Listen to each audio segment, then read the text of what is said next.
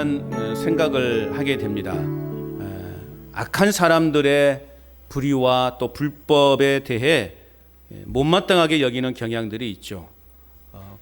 그러면서 우리가 한편으로 생각되는 것은 왜 하나님은 저들의 저 불의와 불법에 대해서 이렇게 침묵하고 계시는 걸까라고 하는 그러한 불평을 또 그런 원망을 우리가 하나님 앞에 올릴 때가 있습니다. 자, 그런데 우리가 그러한 우리 자신들을 가만히 생각해 보면 그것은 지극히 이기적인 생각이 아닐 수 없다라는 거죠. 왜냐하면 우리는 이미 내 자신은 구원을 받았기 때문에 속히 하나님의 심판이 임하면 되는 것 아닌가 하는 그러한 착각 속에서 그러한 바람 속에서 우리는 살아가고 있다라는 것이죠. 자, 그렇게 되면 어떤 일이 벌어지는가? 아직 구원에 이르지 못하고 죄악된 세상 속에서 불의와 불법을 행하는 자들은 결국 멸망에 처할 수밖에 없는 그러한 존재가 되는데도 말이죠. 우리는 그들에 대해서 왜 하나님은 심판하지 않으시는가? 왜 하나님께서는 그들에 대해서 즉각적으로 벌을 징계하지 않으시는가라는 그러한 불평과 원망을 쏟아낼 때가 있다라는 거죠. 근데 여러분, 우리가 생각해 보십시다. 하나님이 만약 죄와 불의에 대해서 즉각적으로 심판하신다면, 즉각적으로 징계하신다면 과연 우리는 구원에 이를 수 있는 것인가? 아니, 지금 성도들이라 자처하는 우리 모두가 과연 그 심판을 피할 수 있는 것인가? 하나님은 자비로우신 하나님이십니다. 그리고 기다리시는 하나님이셔요. 그래서 모든 인류가 하나님의 그 백성이 되기를 원하고 계시는 거예요. 그래서 한 영혼이라도 더 당신의 백성 삼으셔서 천국으로 이끌고자 하시는 것이 하나님 아버지의 마음이라는 거죠. 그 때문에 하나님은 그들에 대해서 우리가 생각할 때는 정말 불법을 행하고 불의가 가득한 저들을 왜 하나님은 침묵하고 계시는가라고 여겨지지만 하나님은 때를 기다리신다는 거죠. 오늘 우리가 그 하나님의 인내, 그 하나님의 기다림 때문에 구원받은 존재들 아니겠습니까? 하나님이 그렇게 기다리지 않으셨다면, 즉각적으로 심판하시고 즉각적으로 징계하셨다면 과연 살아남을 수 있는 사람이 누가 있겠냐고요. 오늘 우리도 그런 사랑을 받았기 때문에 때로는 억울하고 또 때로는 참 불합리한 것처럼 보이지만, 그러나 그럼에도 불구하고 우리는 믿음의 인내로서 하나님의 때를 기다릴 줄 알아야 된다라는 것입니다. 고난의 여정을 지나지만 그 고난으로 인하여 패하지 않게 하시는 우리 하나님을 여러분 더더욱 신뢰하시고 그분을 더욱더 의지하는 그런 믿음의 삶을 살아가시기를 주님의 이름으로 축복합니다.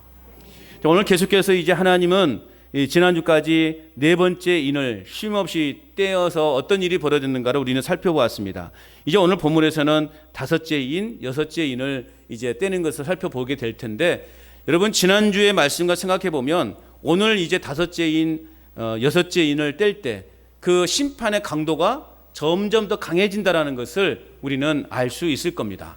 자, 그래서 오늘 본문 9절 말씀을 같이 한번 읽어봅니다. 9절 시작. 다섯째 인을 떼실 때에 내가 보니 하나님의 말씀과 그들이 가진 증거로 말미암아 죽임을 당한 영혼들이 제단 아래 있어. 자, 오늘 이제 넷째 인까지의 그 과정과 오늘 다섯째 인을 뗄 때의 과정의 다른 점이라고 말한다면, 오늘 다섯째 인을 뗄 때 등장하는 이가 다르다는 거죠. 첫째, 둘째, 셋째, 넷째 인을 뗄 때마다 각각 다른 말 탄 사람이 등장을 했죠. 그런데 오늘 다섯째 인을 뗄 때 말 탄 자가 아니라 하나님의 말씀을 지키고 그 말씀을 증거하다가 순교당한 자들의 영혼이 오늘 이제 다섯째 인을 뗄 때 등장하게 된다는 것입니다.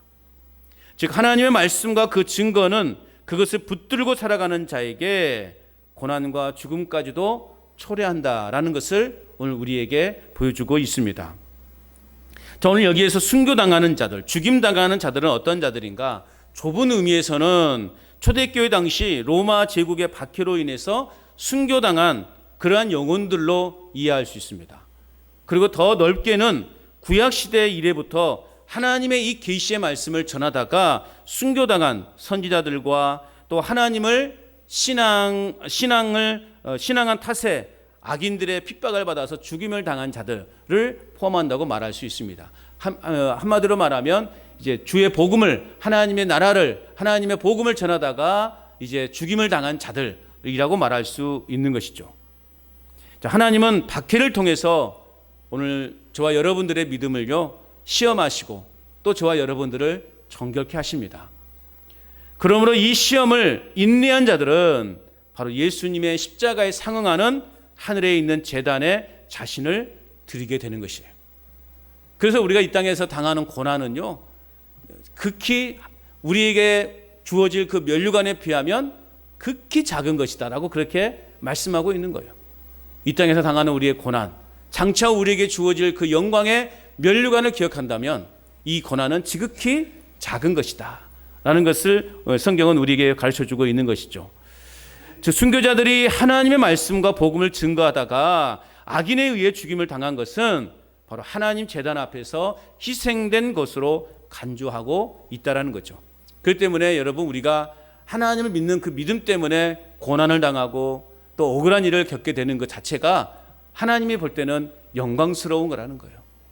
아니, 나의 죄악과 나의 잘못을 통해서 받은 고난과 인내는, 고난과 환난은 그 나의 잘못이지만 우리가 하나님을 위해서 하나님의 이름을 증거하다가 하나님의 일을 하다가 겪게 되는 고난과 그 환난은 그 하나님 앞에는 하나님 섰을 때 우리는 그것이 영광이 된다라는 것이죠.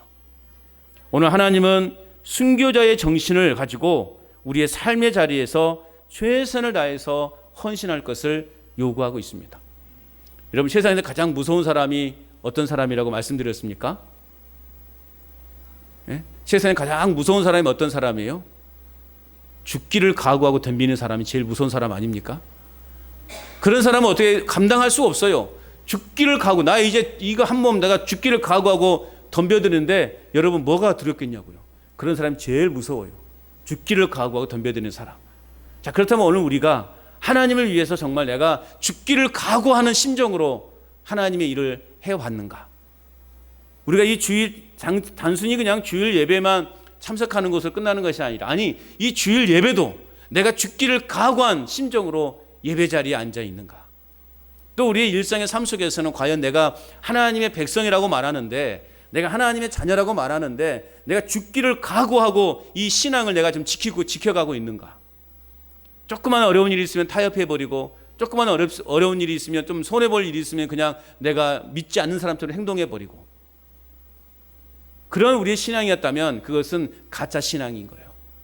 우리는 죽기를 각오한 정신, 순교자의 그 정신을 가지고 우리는요 이 땅을 살아가야 되는 거예요. 왜요? 세상은 호락호락하지 않기 때문에. 세상에서 우리가 신앙을 지켜나가는 것이 얼마나 어렵습니까?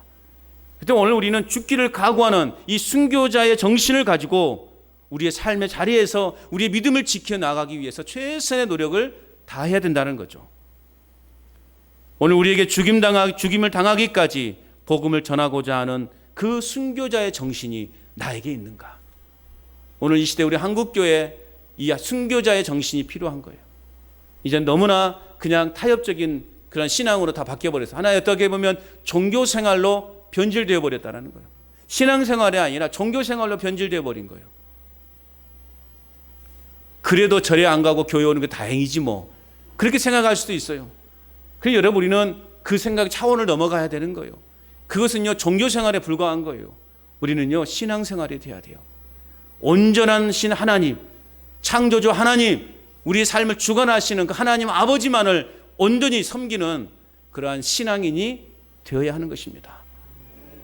이 땅에서 복음을 위해 고난받기도 거부한 가운데 그저 천국만 가면 되는 거 아닌가 하는 이 생각, 이걸 버려야 돼요. 아이고 천국만 가면 되지 뭘 그냥 귀찮게 하냐고. 여러분 우리는 그런 생각을 이제는 버려야 되는 거예요. 내가 뭐 힘이 없어서 뭐 아는 게 없어서 아무것도 못한다고 말하지만 그건 핑계에 불과한 거예요.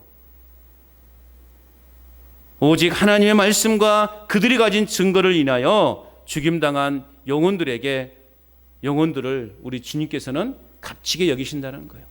주님을 위해서 희생당하고 주님을 위해서 주님 때문에 고난당하는 것을 우리 주님은요 값지게 여기신다는 거예요. 오직 순교자의 정신을 가지고 나의 삶과 예배가 죽어있는 재물이 아니라 살아있고 그리고 부끄럽지 않는 산 재물로 하나님께 드려주고 쓰임받는 저와 여러분의 삶이 될 수 있기를 바랍니다. 오늘 하나님은 순교자, 주님을 위해서 죽임당하는 그런 자들을 귀하게 여기신다는 거예요. 오늘 우리가 드리는 이 예배가 산 예배가 되어야 되지 않겠어요? 우리가 드리는 예물이 그 재물이 산 재물이 되어야 되지 않겠습니까? 죽어있는 예물이 되어지고 죽어있는 예배가 된다면 우리에게는 지금 이 시간 앉아있는 이 의미가 없는 거예요. 우리는 온전한 마음으로 죽으면 죽으리라라고 하는 그 심정을 가지고 오늘 우리는 예배 자리를 지켜야 되는 것이고, 또 그런 마음으로 우리는 하나님 앞에 예물을 드려야 되는 것이고, 또 그런 마음으로 우리는 하나님을 위해서 헌신하는 삶을 살아가야 한다는 것입니다. 그것이 우리 교회를 부흥하게 하는 것이고, 여러분 개개인의 삶도 하나님의 풍요로운 삶 가운데 거하게 하는 삶이라는 것을 여러분 잊지 마시기 바랍니다. 10절 말씀 같이 읽어봅니다. 시작. 큰 소리로 불러 이르되 거룩하고 참되신 대주제여, 땅에 거하는 자들을 심판하여 우리 피를 갚아주지 아니하시기를 어느 때까지 하시려 하나이까 하니. 자, 그러한 자들, 자, 오늘 말씀 9절에 있었던 것처럼 죽임을 당한 영혼들이 제단 앞에, 제단 아래에 있어서 그들이 큰 소리로 불러 이릅니다. 거룩하고 참되신 대주제여, 대주제여 라고는 말은 절대 권능을 지니신 하나님이시여 라는 거예요. 절대 권능을 지니신 하나님이시여. 오늘 순교자들이 하나님을 대주제여라고 부르는 것은 바로 하나님만이 역사를 주관하신다는 그 역사 인식에서 출발했다는 거예요. 우리 인생을 주관하신 분도 하나님이시고, 이 역사를 주관해 가신 분도 하나님이시고, 모든 만물을 통치하시는 분이 하나님이시라는 그 믿음이 그들에게 있었기 때문에 그들은 기꺼이 순교의 자리까지 나아갈 수 있었던 거예요. 그런 믿음이 없다면 그들은요 순교의 자리에 나갈 수 없어요. 여러분, 내가 확신이 되지 않는데 내가 내 삶을 그곳에 맡길 수 있습니까? 불완전한데 내가 맡길 수 있어요? 여러분 요즘 뭐 주식 이야기들을 가끔씩 하는데요, 저는 뭐 주식의 주자도 잘 모르는데, 여러분 내가 어떤 곳에 주식을 이렇게 사려고 한다 그러면 어떤 데 사겠습니까? 어떤 주식을 사겠어요? 어떤 회사의 주식을 사겠어요? 여러분들은 안 해봐 잘 모르겠군요. 그래요. 삼성? 네. 자, 우리가 생각할 때 뭔가 이렇게 튼튼하고 그리고 견고하고 망하지 않을 그 회사의 주식을 사지 않겠습니까? 아니, 또 우리가 이제 저축을 한다 그러면 주식 이야기 하지 말고 제가 괜히 주식 이야기를 했는가 봅니다. 자, 저축을 한다고 생각할 때 어디에다 저축을 하겠습니까? 예?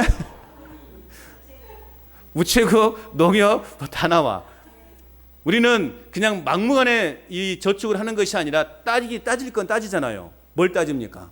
이자가 얼마이고 또 얼마만큼 나에게 이걸 내가 이 돈을 저축했을 때 나에게 떨어지는 것이 얼마가 있을까? 나는 그러한 생각 속에서 그래도 좀 튼튼하고 그렇게 안정감이 있는 그런 곳에 우리가 투자하는 것 아니겠어요? 여러분 투자할 것도 없어서 그냥 나는 오직 하나님께만 투자한다, 그런 믿음을 갖고 계시는 거죠? 진짜 그러고 있습니까? 하늘나라의 그 은행 창고에 여러분 열심히 지금 저축하고 계십니까? 그리고 오만 걸 다 하십시오. 자, 어쨌든 이 땅에서도 많이 하고 하늘에도 많이 쌓아가는 것이 우리에겐 좋은 것이죠. 자, 이들이 오늘 순교자의 자리까지 나갈 수 있었던 원인이 무엇일까요? 내가 믿는 그 하나님은 믿을 만한 대상이라는 거죠. 내 역사의 주관자가 되시고 내 인생을 통치하시고 내 인생을 다스리신 분이 하나님이라고 하는 사실을 그들은 확실히 믿었기 때문에 그들은 순교의 자리까지 나아갈 수 있었던 거예요. 그 확신이 없다면 그들이 순교의 자리로 나갈 수 있었겠습니까? 왜 총칼로 내 목에 겨누고 있으며 머리에 겨누고 있으면서 너 한 번만 예수님 모른다고 부인하면 내가 살려주겠다 라는 그 말에, 그 경고의 그러한 무시무시한 경고 앞에서도 나는 하나님의 이름을 부인할 수 없습니다, 나는 예수님의 이름을 부인할 수 없습니다 라고 그렇게 말할 수 있었던 원인은 뭐예요? 그 안에 예수님이 참된 구원자라고 하는 그 확신이 있었기 때문에, 하나님은 완전하신 분이라고 하는 그 확신이 있었기 때문에 그들은 그 서슬퍼런 그 총구 앞에서도 그 칼날 앞에서도 그들은 기꺼이 죽음의 자리로 나갈 수 있었다는 거예요. 그런 믿음에서 출발한 것이죠.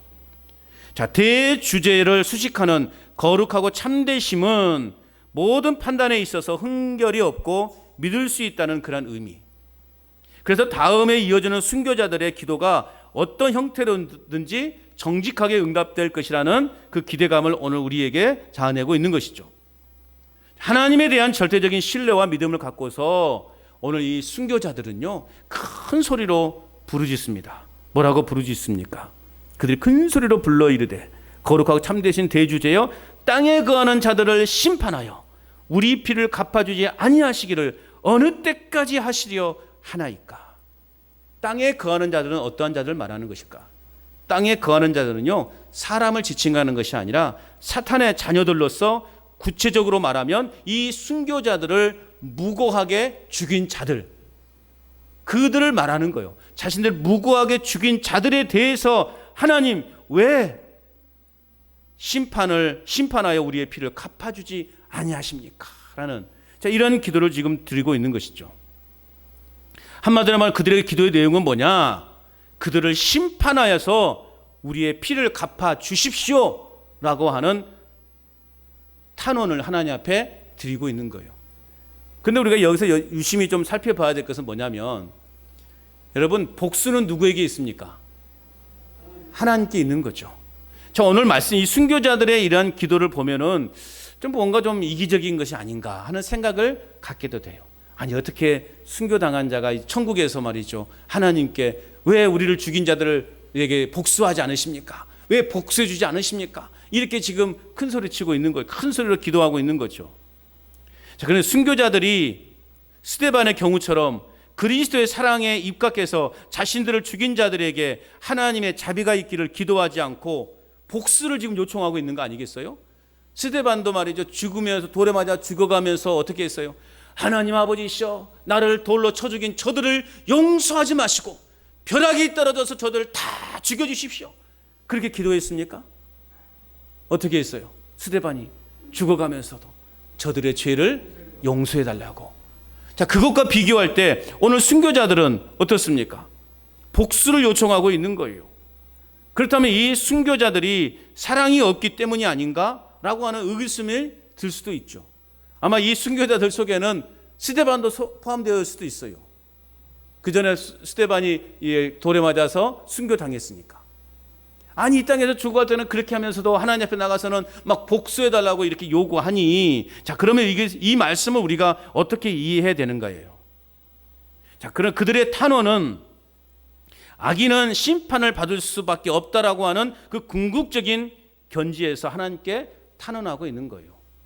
자신들의 어떠한 그러한 욕심과 욕망을 채우기 위해서 이기적인 생각으로 복수해달라는 것이 아니라 결국 악인들은 하나님의 심판을 받을 수밖에 없다라는 것을 전제하고 있는 거죠. 이게 스데반의 경우에도요, 악인들의 회개를 위해서 기도한 것이지 결코 악인들이 당할 하나님의 궁극적인 심판을 부정한 것은 아니에요. 스데반이 그렇게 기도했던 것은 뭐예요? 어떤 의미일까? 하나님, 저들이 심판당하지 않게 보호해달라는 기도가 아니라 저들의 죄를 용서해달라는 거예요. 이건 뭐예요? 저들에게 회개의 마음을 주라는 거예요. 자신들이 회개해서 하나님께로 돌아와서 그 심판을 면하게 해달라는 그런 기도가 담겨져 있는 거죠. 더욱이 원수 갚음은 궁극적으로 하나님께 있기 때문에 순교자들은 이 사상의 기초에서 이와 같이 하나님께 보응을 탄원하고 있는 거예요. 애매히 고난당하며 또한 아무 이유 없이 우리가 어려움을 겪을 때가 있죠. 답답한 현실에 우리가 놓일 때가 있다라는 거죠. 이럴 때 우리가 할 수 있는 것은 뭡니까? 하나님께 부르짖는 거예요. 하나님께 부르짖는 것밖에 없는 거죠. 왜 그래요? 내가 의지하고 내 억울하고 답답한 마음을 털어놓는 일은 오직 하나님 한 분밖에 없기 때문에, 나의 궁극적인 문제를 해결해 주실 분은 하나님 한 분밖에 없기 때문에 오늘 이들도, 이 순교자들도 하나님 앞에 서서 그렇게 간청하고 있는 거죠. 사람들은 나의 힘들고 억울한 하소연하는 그 마음을 다 헤아리지 못해요. 아무리 나와 가까운 사이라 할지라도, 내가 존경하는 사람이라 할지라도 내 마음속에 있는 이 답답하고 억울한 마음을 깨끗하게 속 시원하게 해결해 주지 못한다는 거죠. 오히려 그것 때문에 더 큰 상처를 입을 수 있다는 것을 기억하고 우리는 오직 하나님께만 부르짖어 아뢰어 내 마음을 표현을 하나님께 드림으로 하나님께로부터 위로받는 저와 여러분이 되어야 할 줄로 믿습니다. 자, 이들의 이러한 간절한 외침, 야, 저들은 참 이 땅에서만 사랑이 있는 척했고 따지고 보더니 사랑이 없는 자들이네, 그렇게 오해할 정도로 지금 이들은 하나님 앞에 지금 탄원하고 있는 거예요. 저들을 심판하여 우리의 피를 갚아주지 아니하시기를 어느 때까지 하시렵니까? 라고 하는 이들의 이 간절한 탄원, 이 간절한 호소에 대한 하나님의 답변은 어떤 것일까? 11절 말씀입니다. 같이 읽어봅니다. 시작. 각각 그들에게 흰 두루마기를 주시며 이르시되 아직 잠시 동안 쉬되 그들의 동무 종들과 형제들도 자기처럼 죽임을 당하여 그 수가 차기까지 하라 하시더라. 자, 이들의 이 간절한 탄원에 대한 하나님의 답변인 거죠. 우리 주님의 답변인 거죠. 흰 두루마기를 입혀주셨어요. 흰 두루마기를 주셨어요. 이 흰 두루마기는 우리가 생각하는 그 두루매기, 한복, 그게 아닙니다. 그거라 생각하면 안 돼요. 순결한 자의 옷이 아니라 승리자의 옷인 거예요. 승리자. 그러니까 이렇게 탄원하는, 이렇게 기도하는 이 순교자들에게 우리 주님은 승리자의 옷을 입혀주신 거예요. 너희들이 진정 승리하는 자들이다. 즉 순교자들이 하나님께로부터 흰 두루마기를 받았다라고 하는 것은 그들이 승리와 영생을 하나님께로부터 보장받았다라고 하는 의미인 것이죠.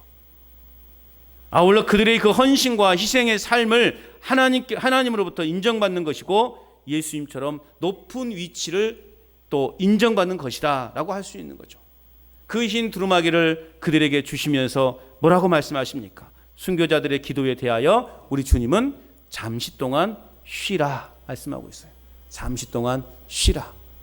너희들 이 땅에서 살아갈 동안은 참 그 모질게 고난을 당하고 억울하게 죽임을 당하는 거 내가 알고 있다. 그래서 이들의 이 간절한 부르짖음의 그 외침에 대해서 우리 주님의 응답은 잠시 동안 쉬라. 라는 그런 응답이 주어진 거죠. 이는 예수님께서 이들의 기도에 대해서 아니라고 말씀하고 있는 대신에 아직 정해진 때가 이르지 않았다라는 것을 상기시켜주고 있는 거예요. 아직 내가 저들을 심판할 때가 되지 않았으니 너희들은 이곳에서 잠시 쉬라. 그렇게 말씀하고 있는 거예요.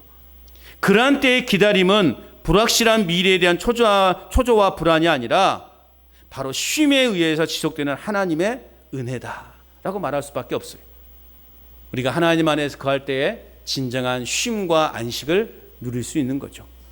하나님은 그들에게 아직 때가 이르지 않았으니 잠시 쉬라. 너희들이 그 땅에서 얼마나 수고했고 또 어떠한 삶을 살아왔고 어떠한 죽임을 당한 내가 다 안다. 그러니 아직 내 때가 이르지 않아야 했으니 너희는 이곳에서 잠시 동안 쉬라 라고 그렇게 말씀하고 있는 거죠. 이 쉬라, 잠시 동안이라는 말은 표현 속에서 우리가 볼 때는, 인간이 볼 때는요 굉장히 긴 시간이라고 생각될 수 있어요. 그러나 하나님의 눈에 볼 때는요 천년도 하루 같이 여겨지는 거예요. 그래서 우리가 이 땅에 살아갈 동안에 그 쉼 없이 당하는 그 고난 앞에서 우리는 너무나 답답해 하잖아요. 도대체 이 고난이, 도대체 이 환난이 언제 끝날 것인가?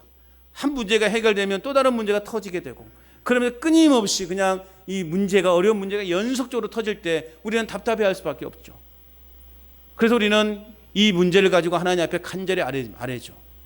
그러나 하나님께서는 우리의 그 고난의 과정, 내가 평생을 지금 고난 가운데 살아왔는데 도대체 이 고난이 언제 끝납니까? 라는 우리는 그렇게 하소연을 하게 되죠. 그런데요, 하나님의 눈에 볼 때는 그 고난의 과정이요 극히 짧다라는 거예요. 천년도 하루처럼 여길 정도로 하나님 눈에 볼 때는 지극히 작은 거라는 거예요. 그래서 오늘 우리에게 말하는 거예요. 인내하라. 참고 인내하라. 조금만 더 버텨라. 그러니까 지금 당시 초대교회 교인들은 얼마나 답답하겠냐고요. 도대체 이 박해가 언제 끝날지 모르는 이 답답한 현실 속에서 우리가 과연 이 믿음을 그래도 지켜야 되는 것인가? 내가 예수 그리스도라고 하는 이 이름을 내가 그래도 내 품속에 그래도 간직하고 살아가야 할 것인가에 대한 그 갈등이 그들에게 있지 않았겠습니까? 그런 자들에게 오늘 하나님은 사도 요한을 통해서 위로하고 있는 거예요. 잠시만 쉬라. 인내해라. 내 때가 아직 이르지 않았다. 그렇게 말씀하고 있다라는 것이죠. 그렇다면 언제까지 이러한 쉼을 계속해야 되는 것인가? 언제까지예요? 오늘 말씀에 보니까 그들의 동무 종들과 형제들도 자기처럼 죽임을 당하여 그 수가 차기까지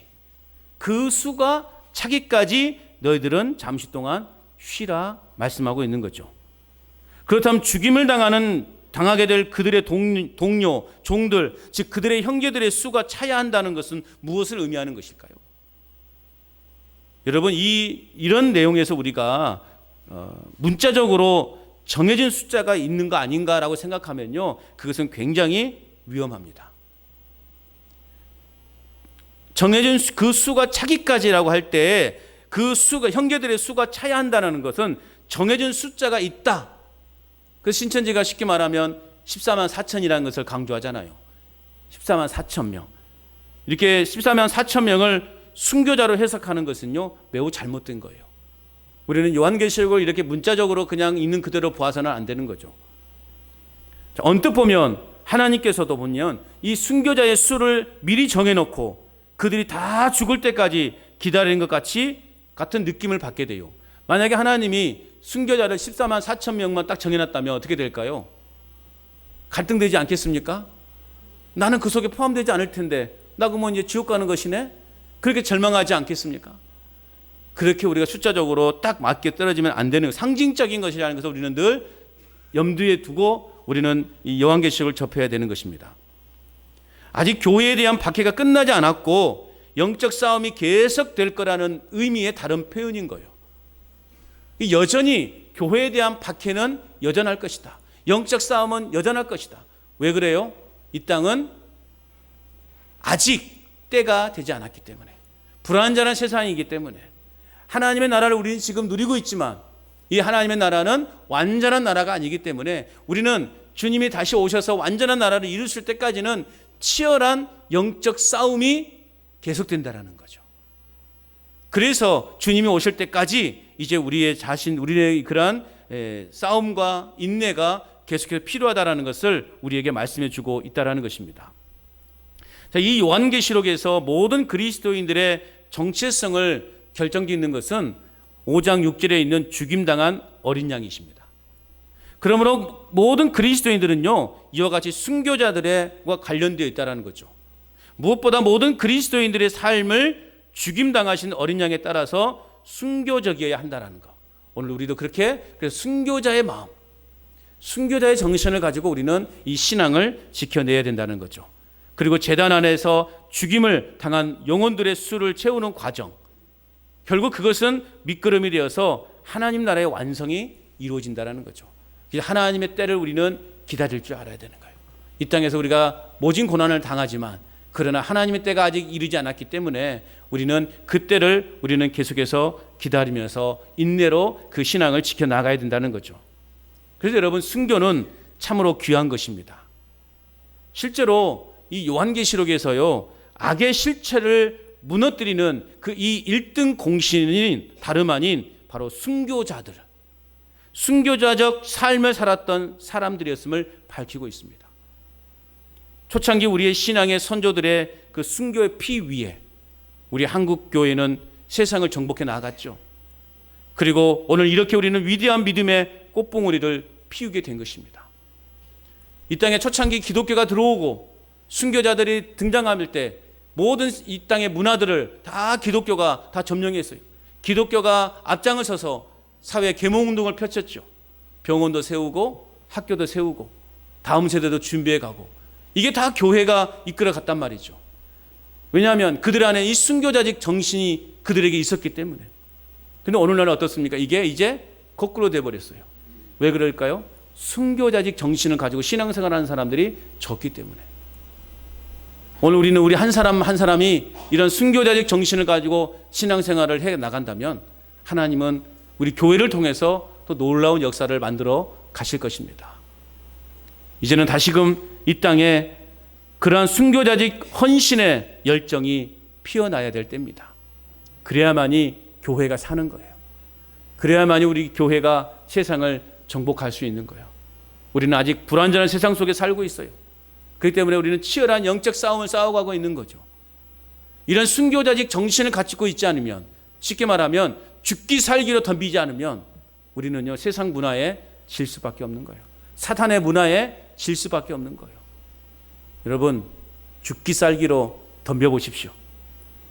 죽기 살기로 덤벼보시기 바랍니다. 그것이 우리를 살리는 길이에요. 우리 가정을 살리는 것이고 우리 자녀들을 살리는 거예요. 자녀들에게 자꾸 양보하지 마시고 다른 걸 다 양보하다로 이 신앙만큼 양보하지 마시라고요. 죽기 살기로 우리 자녀들에게 복음을 전해야 되지 않겠습니까? 하나님이 믿는 것만이 너희들이 살 길이라고 그렇게 가르쳐야 되지 않겠습니까? 아이고, 이제 우리 자식들은 안 돼요. 그러면 어떻게 해요? 나만 천국 가고 자식들은 지옥 가는데. 이게 부모입니까? 부모의 마음은 어떤 마음이에요? 나는 지옥 가더라도 우리 자식만큼은 천국 가게 해달라고. 이게 부모의 마음 아니에요? 여러분도 천국 가야죠. 가면 좋죠. 당연히 가야 되죠. 나도 천국 가고 우리 자식들도 천국 가야 되겠죠. 그런데 이렇게 가만히 앉아 있어서 말로만 하고, 아이고, 자식들 그냥 또 내 말하면 귀찮아 하니까는, 아이고, 말하기 싫어요. 그럼 다시 지옥 가게 만드는 거라니까요. 순교자적 정신을, 순교자적 헌신의 열정이 다시금 우리 교회에, 우리 한국 교회에 피어나야 한다는 것입니다. 그렇다고 해서 여러분 반드시 순교를 해야만 천국 갈 수 있다라고 적용하면 또 잘못된 것입니다. 목사님이 나 죽으면 죽으라고 해서, 아이고, 나는 죽을 자신도 없고 나는 순교할 자신도 없어서 그럼 나는 지옥 가겠네. 또 그렇게 오해하시면 안 돼요. 또 그렇게 오해하신 분들이 있더라니까요. 꼭 순교해야만 천국 갈 수 있다가 적용하면 잘못된 생각이에요. 제가 말하는, 강조하는 건 뭐예요? 순교적 정신, 순교자적 마음을 가지라는 거예요. 그러나 그 마음을, 결심을 다하라는 거예요. 결심을 하고 내가 이 복음을 지키고 복음을 전하는 삶을 살라라고 하는 의미인 것이죠. 여러분, 과격한 무슬림은요, 순교하면 즉시 천국행이고 모든 죄가 사해진다라고, 그렇게 사해지고 상급을 받는다라고 가르칩니다. 그래서 이 무슬림은요, 이 과격한 무슬림은 폭력을 가해서라도 순교해야 한다고 그렇게 가르치고 있어요. 그리고 여러분 보세요. 얼마나 잔인합니까? 폭탄을 내 몸에 지니고 교회에 들어가서 그냥 자폭해버려요. 이것이, 이렇게 하면 내가 천국 가는 것이고 내 모든 죄가 사해진다고 생각하고 있는 거죠. 얼마나 잘못된 생각이에요. 그래서 이 과격한 무슬림 이 주의자들은 그렇게 그냥 가서 사람들 많이 모이는 곳에 내가 폭탄을 품고 가서 그냥 같이 자폭해버리는 거예요. 이게 여러분 지혜로운 것입니까? 이게 정말 하나님 기뻐하신 일일까요?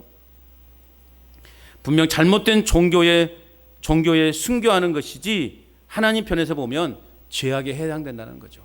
우리는 어쨌든 내가 그래서 꼭 순교를 해야 된다는 의미가 아니라 순교자직 정신을 가지고 내가 죽기를 각오하고 그렇게 우리가 영적 싸움에 나아가야 된다는 것입니다. 다섯 번째 봉인은 당시 교회가 신앙을 지키고 순교를 두려워하지 않도록 적극적으로 격려하는 내용을 담고 있습니다. 그래서 이제 초대교회에 수많은 사람들이 이렇게 순교의 현장으로 나아가잖아요. 죽음의 그러한 사형장으로 나갈 때도 두려워하지 말라는 거예요. 자, 그러면서 격려하고 있는 것이죠. 지금은 답답하고 앞이 보이지 않지만 아직 하나님의 때가 이르지 않았기에 조금만 더 인내하고 주님 안에서 평안을 유지해라. 그런 가르침으로 그렇게 위로하고 있다라는 것입니다. 자, 이제 여섯 번째 인을 떼실 때 어떤 일이 일어나는가? 우리 12절부터 14절 말씀까지 쭉 같이 읽어봅니다. 12절부터 읽겠습니다. 시작. 내가 보니 여섯째 인을 떼실 때에 큰 지진이 나며 해가 검은 털로 짠 상복같이 검어지고 달은 온통 피같이 되며 하늘의 별들이 무화과 나무가 대풍에 흔들려 설익은 열매가 떨어지는 것 같이 땅에 떨어지며 하늘은 두루마기가 말리는 것 같이 떠나가고 각 산과 섬이 제자리에서 옮겨짐에. 자, 이제 다섯 번째 인을 뗄 때와는 전혀 다른 모습으로 지금 여섯 번째 인이 떼어지죠. 엄청난 심판이 시작이 되죠. 큰 지진이 일어나고 있습니다. 해는 검은 머리털로 짠 천처럼 검게 되고 달은 온통 피와 같이 되고 하늘의 별들은 무화과 나무가 거센 바람에 흔들려서 설익은 열매가 떨어지는 것처럼 하늘의 별들이 막 두두둑 떨어진대요. 하늘은 두루마기가 두루마리를 말리는 듯 사라지게 되고 모든 산과 섬은 제자리에서 옮겨진다는 거죠. 실로 엄청나고 심각한 멸망. 여러분, 이 6번째 인을 뗄 때도 이렇게 심각한데 앞으로 대접과 나팔의 그 재앙이 있을 때는 얼마나 더 무시무시한 심판이 임하게 될까요? 엄청난 심판이 지금 임하게 되는 거예요. 최후의 심판에 일어날 일이에요. 이러한 상징적 표현은 바로 하나님의 진노의 심각성을 강조하시는 거죠. 그 심판은 한순간에 오는 것입니다. 우리가 발을 딛고 살아가는 세상이 얼마나 불안한 곳인가를 알아야 돼요. 지금 우리가 살아가고 있는 이 땅이 그래서 불안한 곳인 거예요. 그래서 우리가 이 땅의 진정한 평안을 누릴 수 없는 거예요. 진정한 쉼과 진정한 평안은 저 하늘에 있다. 그래서 우리가 저 천국을 소망하면서 살아가는 것 아니겠습니까? 하나님이 흔들어 놓으면 세상은 한순간에 무너지게 되는 거예요. 하나님이 한번 흔들어 버리면 그 아무리 화려하고 멋지게 지었다 할지라도 한순간에 무너져 버리는 거죠. 제가 자주 예화를 드는 것처럼 모래성도 그런 거 아니겠어요? 여름에 되면 막 피자철 되면 해운대 같은데 이 모래로 막 작품을 만들어 놓고 이렇게 전시하기도 하죠. 그런데 그렇게 아무리 화려하고 멋진 것이라 할지라도 바닷물에 한번 들어다 나가버리면 흔적도 없이 사라져 버린다는 거예요. 이 땅에 우리가 아무리 높은 빌딩을 쌓고 아무리 견고한 건물이 세워졌다 할지라도 하나님이 한번 흔들어 버리면 흔적도 없이 사라져 버리고 만다는 거죠. 그래서 우리 이 땅은 겨우 불안전한 세상이라는 것을 기억해야 돼요. 안전한 삶은 이 세상에는 없습니다. 그래서 성경은 우리가 소망을 주님께 두는 것이 가장 안전한 길이다. 그런데 이것을 자꾸 강조하면서 잘못된 이러한 목사들이 말이죠. 이 땅에는 완전한 것이 없어. 완전한 삶은 이 세상에 없어. 내가 정한 그곳이 안전한 곳이야 하면서 사람들을 이상한 무인도로 끌고 가가지고 거기서 착취하고 자기 배를 막 불리고 그런 일들이 벌어지잖아요. 제가 말하는 것은 그래서 우리가 이 땅에 살 의미가 없다는 것이 아니라 진정한 안식과 평안은 저 천국에 있으니 주님이 다시 오실 때까지 그 나라가 올 때까지 우리는 이 땅에서 그분을 기다리면서 내가 할 수 있는 일을 최선을 다하는 삶을 살아가는 것이다. 저는 이것을 말씀드리려고 하는 거예요. 그분을 우리의 반송으로 삼고 살아가는 사람들이 가장 지혜로운 삶이다. 어떤 사람 따라서 어디 가야만 참된 안식이 있고 저기 가야만 기쁨이 있고 소망이 있는 그것이 아니라 내가 있는 이 자리에서 내가 우리 주님을 나의 구주로 믿고 살아가는 그 삶 자체가 가장 안전한 것이고 가장 평안한 삶이다라는 것을 여러분 잊지 마시길 바랍니다. 절대 절망의 상황에서도 우리를 위로하시고 우리를 보호하시는 그 하나님의 손길을 바라볼 수 있기를 바랍니다. 어떤 상황 속에서도 소망의 끈을 놓지 않고 끝까지 주님 안에 거하는 삶이 진정한 평안한 삶이고 소망이 있는 삶이고 기쁨이 주어지는 삶이라는 것입니다. 그래서 여러분 다른 사람 말 따라가지 마세요. 야, 저기 가면 참 진정한 소망이 있고 평안이 있다. 그렇게 말하는 사람은 100% 이단이다. 내 안에 지금 예수님을 품고 있다면, 내가 예수님을 제대로 믿고 있다면 우리 간전제일교회에 있는 것만으로 가장 큰 행복이고 축복이라는 거예요. 절로 가지 마시고 어디로 가야 돼요? 교회로 와야 돼요. 절로 가지 마시고 교회로 와야 돼요. 어떤 사람들이 자꾸 유혹해서 야, 여기 가야만 신앙이 기쁨이 있고 소망이 있고 야, 행복이 있어라고 말하면 우리 교회로 가자고 해야 돼요. 간전제일교회에서만이 진정한 기쁨이 있고 평안이 있다라는 것. 내가 어느 곳에 있든지 내 안에 주님만 품고 있다면 그곳이 바로 천국인 거예요. 이 6번째 재앙의 클라이맥스는요, 인간들의 반응이라는 거예요. 자, 이렇게 어마무시한 심판이 임하게 될 때 인간들의 반응은 어떤 것인가?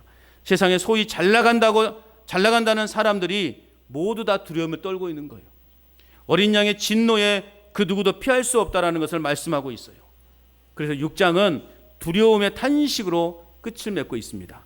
15절부터 17절까지 같이 읽어봅니다. 시작. 땅의 임금들과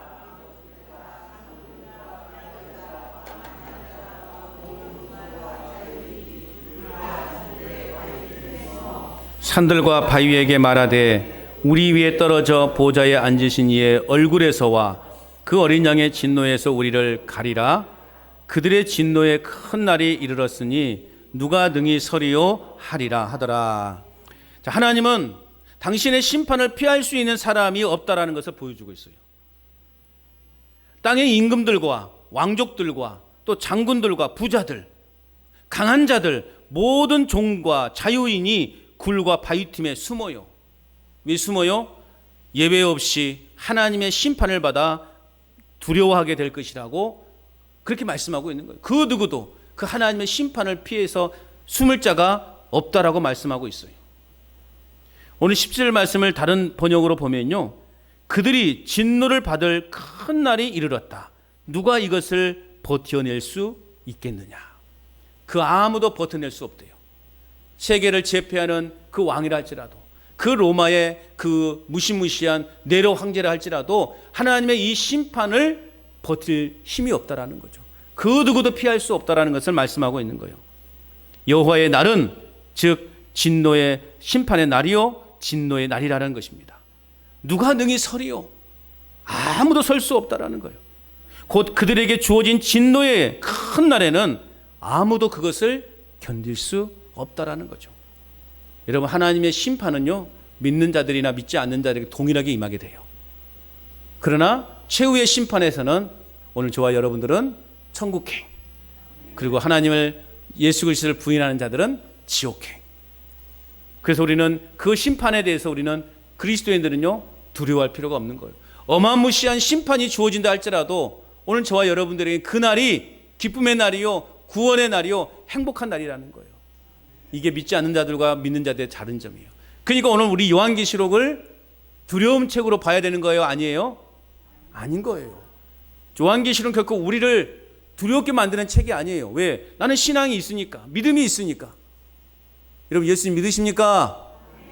요한계시록은 우리에게 그날은 기쁨의 날이고 구원의 날이 되는 거예요. 요한계시록을 너무 부담스러워하지 마시라는 거예요. 그들에게 주어진 진노의 큰 날에 아무도 그것을 견딜 수 없다.